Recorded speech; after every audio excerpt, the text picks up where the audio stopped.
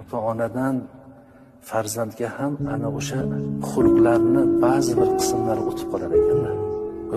Kim o'g'li bu? Falonchini olsa otasiga o'xshar ekan. Otasi ham juda halin yigit edi-da. Robbimqul domla Muhammadiyev hayotini ilmga, xalq xizmatiga va din rivojiga bag'ishlagan taniqli ulamo edilar. 25-yil haj safarida Toshkent 38-guruh rahbari sifatida yo'lga chiqqan edilar. Lekin taqdir ekan olamni o'tdilar.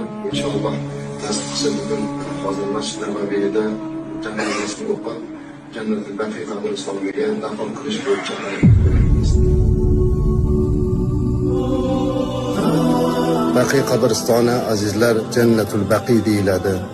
Robbimqul domla mana shu qabristonga dafn qilinmoqda. Alloh taolo domlamizni ulug' zotlar bilan, sahobalar bilan birga yotishlikni iroda qilgan ekan. Rasulimizning hadislariga muvofiq u zot shafoat qilsa-yu, qiyomatda mahshargohda mana shu Jannatul Baqi qabristonida yotgan sahobalar bilan birga turmoqligini Alloh nasib qilsin. Inna lillahi va inna ilayhi roji'un.